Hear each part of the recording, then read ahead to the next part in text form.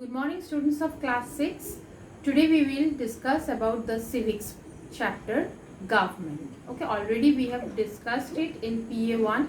Still, as it is there in your half yearly, let us do it once again. So first in this chapter we will tell about what is government. So government is an organization or a body that looks after the public property, then administers its different political affairs. Okay, then we will come to the details about its function. Then we will do the different types of government. Okay, then different levels of government. So all this we will do in details. So let us start. So first, as I told you that government, what is government? It's an organization. It looks after the political system, okay, and it regulates the public policies and administers its subjects. Now, levels of government. The government alone can't do all the functions. So government has different levels. So each level has its own set of responsibilities. The first level is the union or central government. This is the highest level. Okay, this union or central government is the highest level and it takes decision for the entire country. So this central government is considered as the highest level and it takes decision for the entire country. As the state level, the state government looks after the welfare of a particular state. Now, people living in villages, towns and cities form their own government to look after their needs.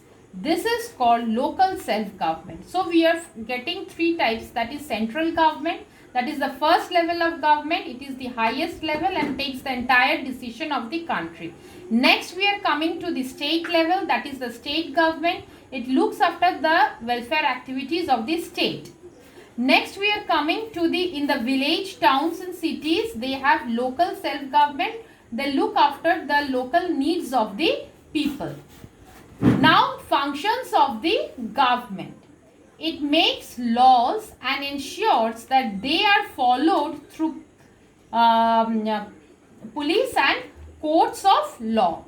Now, first function is that government, it makes the laws, okay, and it looks after that these laws are properly maintained through police and the court. Okay. Next is number 2, that it provides security to the people by defending them from attacks by foreigners. So second function of the government, it provides security to the people. Okay, if the foreigners come and attack, then it will give security.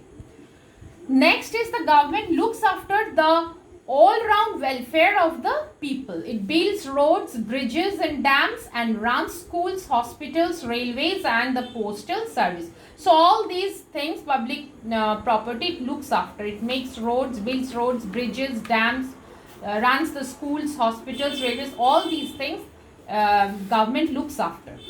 Next, during natural calamities like earthquake and floods, it carries out relief work and helps people to rebuild their lives. Just recently you had the natural calamity Umphan. There also you have seen how the government is going to help those areas where it has been affected. And even the disease now also, this corona, you are saying that the government is helping us in many ways. So this is the function of the government.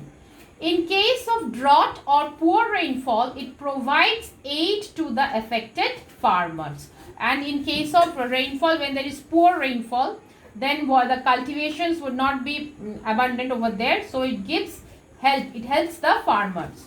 To perform all these functions, government needs money that comes from taxes. Now, government will help to people. How will government get money? Government will get money from the taxes. We give taxes, various types of taxes we give. So from these taxes, government gets the money to serve for the people.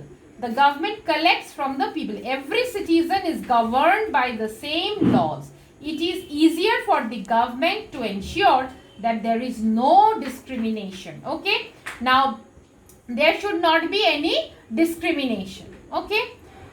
Now, types of government. What are the types? Democracy, monarchy and dictatorship are the three types. This is the three important types of the government. First, we are coming to the monarchy. It is the form of government which is headed by the king or a queen. In monarchy, king or the queen is the head. So, monarchy is the most hereditary. It is the most hereditary. Okay, like his father is the king, then his son will be the king, like this way. So power passes down from one generation to another in the same family. Okay, so father, then his son, like this way, hereditary wise the person becomes monarch. It may have a group of ministers to assist him, but the ultimate power remains with him. Okay, so monarch has the sole power. So monarch has the sole power. Next comes dictatorship. It is the form of government in which complete power rests with one individual, the dictator. So in a dictatorship, the power also rests on one individual. But if I am the ruler, I will be the dictator. What I will tell, that will be the final judgment. Okay, that will be the final decision. The dictator rules according his own wish and is least interested about the welfare of the people. In dictatorship, the dictator, what he finds will be is correct, that will be the final decision. Okay, he will not see the interest of the people. It is generally oppressive. Hitler of Germany was one of the famous dictators in history. You have already heard the name Hitler of Germany. He was a dictator. Okay. Next, democracy. Democracy is a form of government in which the people of a country chose their representatives through elections, who then form the government. Now, India is a democratic country. We select government by choosing, okay, through elections. Now, people vote for candidates belonging to different political parties. You can find out there are many political parties, and whom people think would be efficient, that party, we give vote to that party. The party winning the maximum number of seats forms the government. Thus, the democracy is the government by the people. So, with the party that got the maximum number of vote, that party becomes the winner. Okay, and this system is called democracy. Okay, this is a democratic government. The citizens have the right to express themselves. If the people are not satisfied with the policies of the government, they can demand for a new government. Now, every citizen in a democratic government has the right to express themselves. And if the government doesn't satisfy the citizens of the people, then in the next election, the government can be changed. Okay, this is the power of the power lies in the hands of the people. Next comes universal adult franchise. What is universal adult franchise? The right to vote is called franchise. Okay, as a citizen, I have got the right to vote. So that is called franchise. All citizens of India above 18 years of age have the right to vote. This is called universal adult franchise. Our democracy is successful only when all the citizens have the right to vote. Okay, so our democracy is successful when all the citizens have the right to vote. Then only the country will have a successful democracy. The prejudice against women was that they were not capable of making the right choice and taking important decisions. Men was considered strong than women. So there was a prejudice in the past that women didn't get any women were not capable of making right choice regarding selection of correct government. Okay, so they were not given the right for voting. So men was considered strong than women. So for this, there was a women's suffrage movement. Women across the world had to fight for their right to vote.